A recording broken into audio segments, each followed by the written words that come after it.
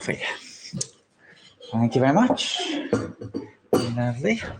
I love the bright pink apron. Thank you.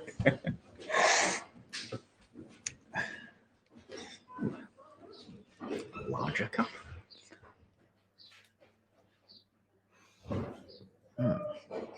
Right. Welcome, everybody. Welcome. Hopefully this is going to work, no problem. Right, so chapter 55 of the Monstrous Pictures of Wales. So I'll move you back a little bit, so you can see me reading a little bit more.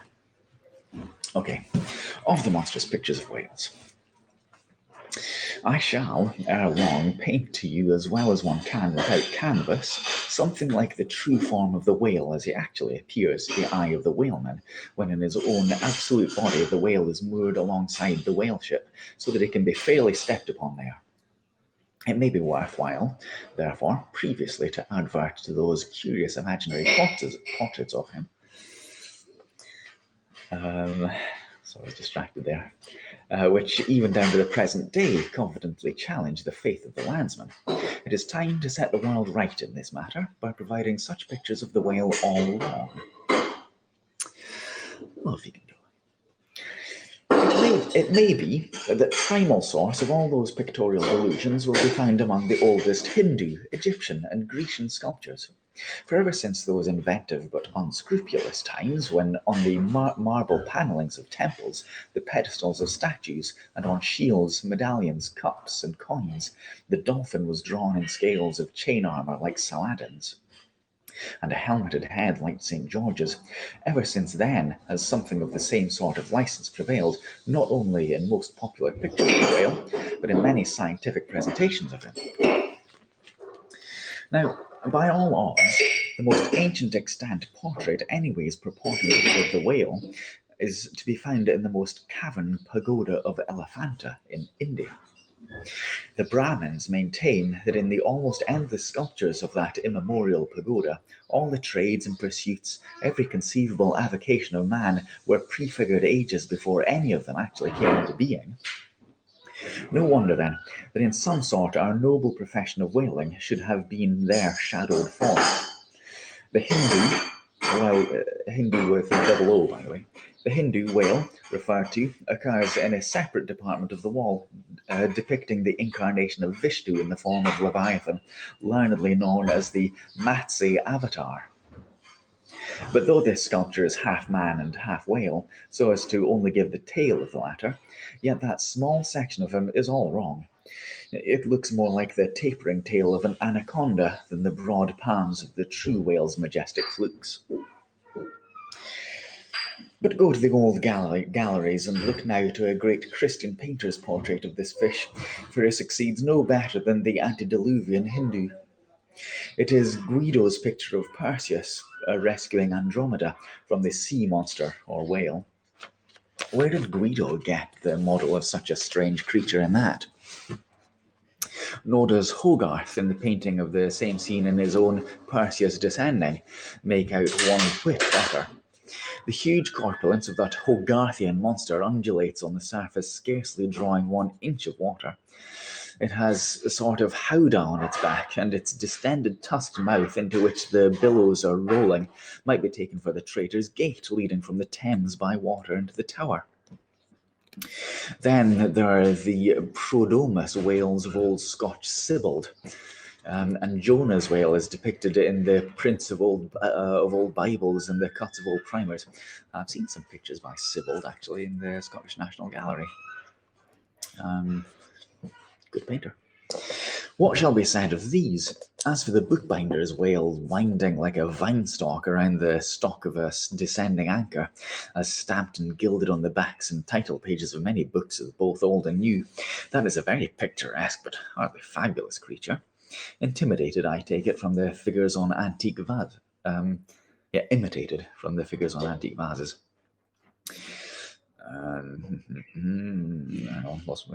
Though universally denominated a dolphin, I nevertheless call this bookbinder's fish an attempt at a whale because it was so intended when the device was first introduced. It was introduced by an old Italian publisher somewhere around the 15th century during the revival of learning, and in those days, and even down to a comparatively late period, dolphins were particularly supposed to be a species of the Leviathan. In the vignettes and other embellishments of some ancient books, you will at times meet with very curious touches touches at the whale, where all manner of spouts, jet d'eau and hot springs and cold Saratoga and Baden-Baden come bubbling up from this unexhausted brain. In the title page of the original edition of The Advancement of Learning, you'll find some curious whales. But quitting all these unprofessional attempts, let us glance at those pictures of Leviathan purporting to be sober scientific delineations by those who know. In old Harris's collection of voyages, there are some plates of whales extracted from a Dutch book of voyages, AD 1671, entitled A Whaling Voyage to Spitzbergen in the ship Jonas in the Whale, Peter Peterson of Friesland, master. In one of those plates, the whale, like great rafts of logs, are represented lying among ice isles, with white bears running over their living backs. In another plate, the prodigious blunder is made of representing the whale with perpendicular flukes. Then again, there is an imposing quarto written by one Captain Colnett, a post-captain of the English Navy, entitled A Voyage Round Cape Horn and the South Seas for the purpose of extending the spermaceti whale fisheries. In this book is an outline purporting to be a picture of a physeter, or a spermaceti whale, drawn by scale from one killed on the coast of Mexico, August 1793, and hoisted on deck. I doubt not the captain had this voracious picture taken for the benefit of his marines. To mention but one thing about it, let me say that it has an eye which applied according to the accompanying scale to a full-grown sperm whale, but would make the aisle of that whale a bow window some 5 feet long. Ah, my gallant captain, why did you not give us Jonah looking out of that eye? Nor are the most contentious compilations of natural history for the benefit of the young and tender free from the same heinous mistake. Look at that popular work, Goldsmith's Animated Nature, in the abridged London edition of 1807. There are plates of an alleged whale and a narwhale. I do not wish to seem inelegant, but this unsightly whale looks much like an amputated sow. And as for the narwhal, one glimpse of it is enough to amaze one that in this 19th century such a hippogriff could be palmed for a genuine upon any intelligent public of schoolboys. Then again, in 1825, Bernard Germain, Count de Lesseps, a great naturalist, published a scientific systemized whale book wherein all several pictures of the different species of the Leviathan. All these are not only correct, but the picture of the mysticeus, or Greenland whale, that is to say the right whale, even Scoresby, a long experienced man in touching that species, declares not to have its counterpart in nature. But the placing of the cap sheaf to all this blundering business was reserved for the scientific Frederick Cuvier, brother to the famous Baron. In 1836, he published a Natural History of Whales, in which he gives what he calls a picture of the sperm whale. Before showing that picture to any Nantucketer, you had best provide for your summary retreat from Nantucket.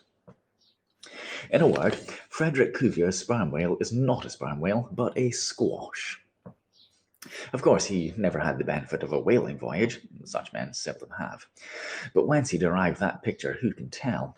Perhaps he got it as his scientific predecessor in the same field, Desmarest, got one of his authentic abortions, that is from a Chinese drawing.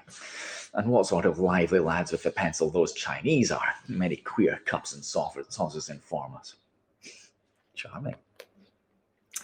As for the sign painters' whales seen in the streets hanging over the shops of oil dealers, what should be said of them?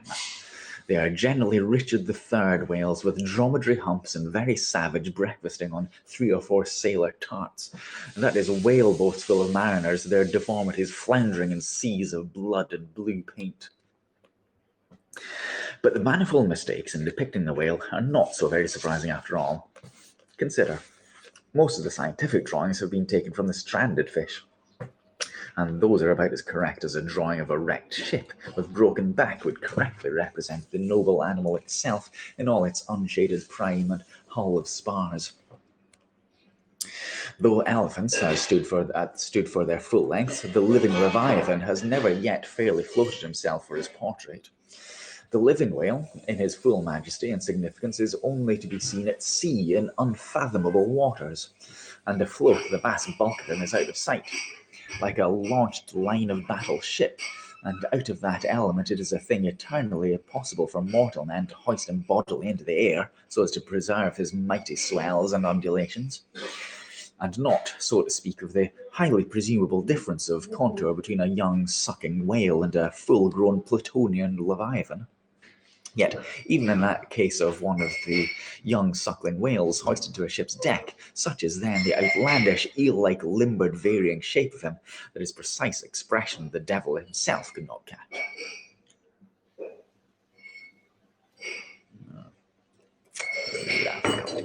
Lovely cup of coffee.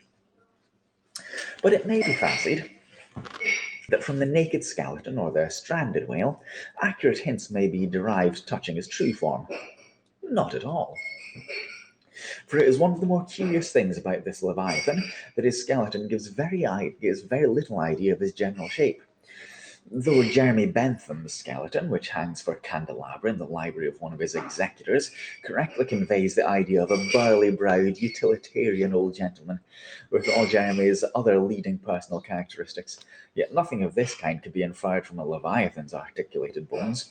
In fact, as the great hunter says, the mere skeleton of the whale bears the same relation to the fully invested and padded animal as the insect does to the chrysalis that so roundingly envelops it. Jeremy Bentham, it's not just his skeleton that was preserved, it was his entire body was on display in, I think, a university, possibly UCL, somewhere like that. Yeah, his entire preserved body was put in a cupboard for people to see, not just his skeleton. Anyway, this peculiarity is strikingly evinced in his head, as in some part of the book will be incidentally shown. It is also very curiously displayed on the side fin, the bones of which almost exactly answer the bones of the human hand, minus only the thumb. The fin has 4 regular bone fingers, the index finger, ring, middle, and little finger, but all these are permanently lodged in their fleshy covering, as the human finger is in an artificial covering. However recklessly the whale may sometimes serve us, said humorous Stubb one day, he can never be truly said to handle us without mittens. For all these reasons, then, any way you look at it, you must needs conclude that the great Leviathan is that one creature in the world which must remain unpainted to the last.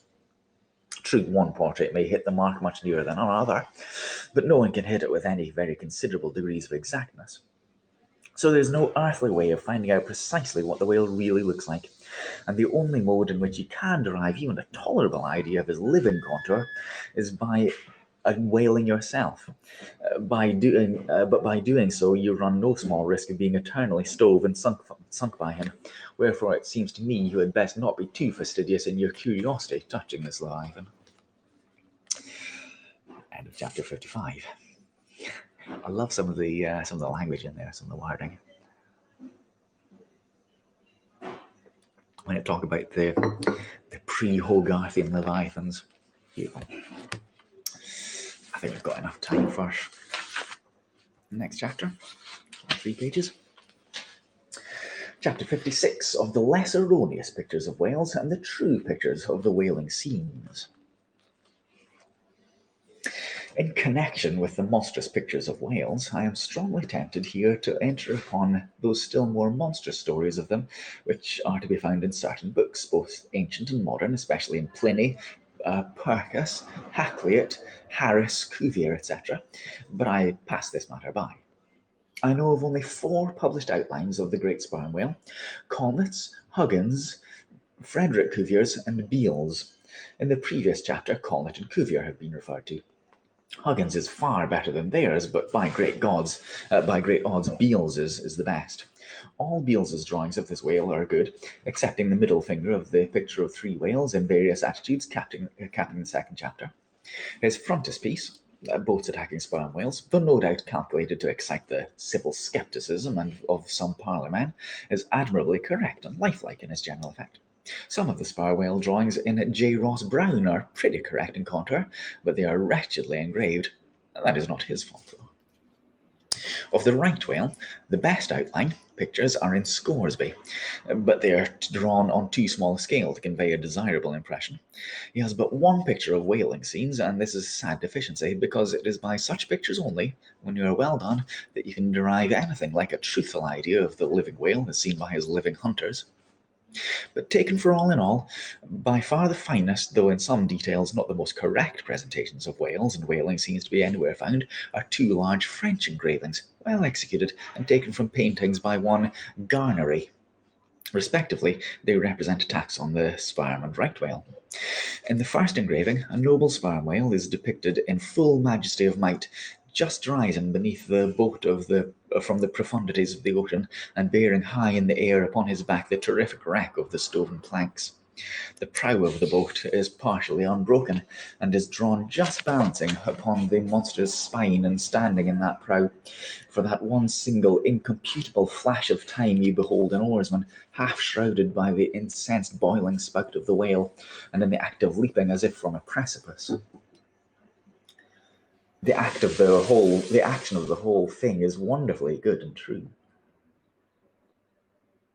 The half-emptied lime tub floats on the whitened sea. The wooden poles of the spilled harpoons obliquely bob in it. The head of the swimming crew are scattered about the whale in contrasting expressions of affright, while in the black stormy the distance the ship is bearing down upon the scene. Serious fault might be found with the anatomical details of the whale, but let that pass, since for the life of me I could not draw so good a one. In the second engraving, the boat is in the act of drawing alongside the barnacled flank of a large running right whale that rolls his black weedy bulk in the sea like some mossy rock slide from the Patagonian cliffs.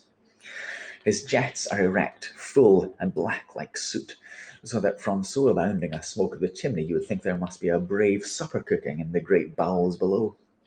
Seafowls are pecking at the small crabs, shellfish and other sea candies, and macaroni which the right whale sometimes carries on the pestilent back.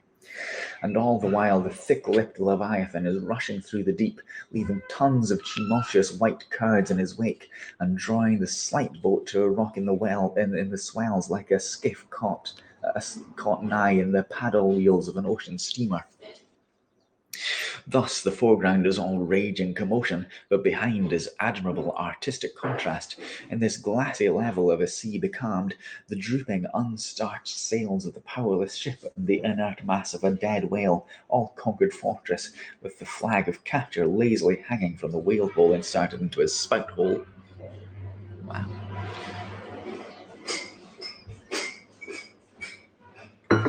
Who Garnery the painter is, or was, I know not. But my life for it, he was either practically conversant with the subject, or else marvellously tutored by some experienced whaleman. The French are lads for painting action. Go and gaze upon all the paintings of Europe, and where will you find such a gallery of living and breathing emotion on canvas as in the triumphal halls at Versailles, where the beholder fights his way pell-mell through the consecutive great battles of France, where every sword seems a flash of the northern lights, and the successive armed kings and emperors dash by like a charge of crowned centaurs. Not wholly unworthy of a place in that gallery are those sea battle pieces of Garnery. The natural aptitude of the French for seizing the picturesqueness of these things seem to be peculiarly evinced in what paintings and engravings they have of their whaling scenes.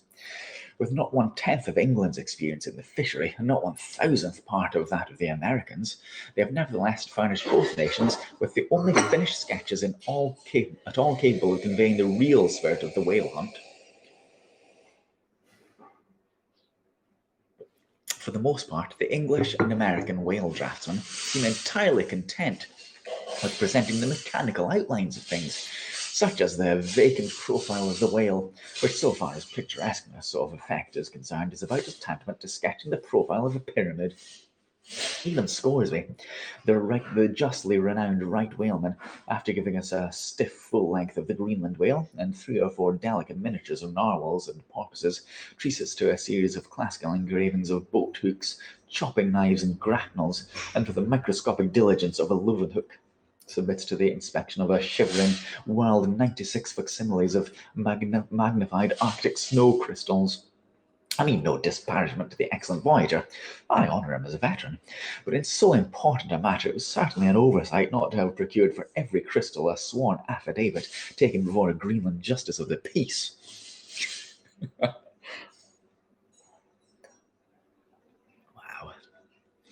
Such shade. In addition to these fine engravings from Garnery, there are 2 other French engravings worthy of note, but by someone who describes himself as H. Durand. One of them, though not precisely adapted to our present purpose, nevertheless deserves mention of the other accounts. It is a quite noon scene among the isles of the Pacific. A French whaler anchored inshore in a calm and lazily taking on board water, the loosened sails of the ship and the long leaves of the palms in the background, both drooping together in the breezeless air. The effect is very fine when considered with reference to its presenting the hardy fishermen under one of their few aspects of oriental repose. The other engraving is quite a different affair. The ship hove to upon the open sea, and in the very heart of the leviathanic life, with a right whale alongside. The vessel, in the act of cutting in, hove over to the monster as if to a quay, and a boat, hurriedly pushing off from the scene of activity, is giving chase to whales in the distance. The harpoons and lances lie levelled for use. 3 oarsmen are just setting the mast in its hole, while from a sudden roll of the sea, the little craft stands half erect out of the water like a rearing horse. From that ship, the smoke of the torments of the boiling whale is going up like the smoke of a village of smithies, and to windward a black cloud, rising up with earnest of squalls and rains, seemed to quicken the activity of the excited seamen. Chapter 56. That's pretty good. Interesting pictures. Chapter 57. Whales in paint, in teeth and wood, and sheet iron in stone, in mountains, in stars. There we go. So I'll read that next week. It's just a short chapter again, so I'll get a couple more chapters. So don't forget to look back at previous chapters here on Haps on YouTube. Those swift beats just ending. It was so hot, was it, Captain Rehab? Glad you thought so. Like I say, though, I'm really enjoying the language. I think it's beautifully written. Right, so I'll be back again next week. YouTube, Periscope, Haps. Don't forget, tomorrow I'll be in the pub having a bit of lunch. Space? You mean spaces? Yeah. Might do some reading there sometime. We'll see. Right. Thanks for watching. I will see you next time. Yeah. Don't forget all my other broadcasts I'm doing this weekend, hopefully. I think actually, yes. Hopefully tomorrow in there. Right. See you all later. Thanks for watching. Cheery bye, everyone. Have a nice Thursday.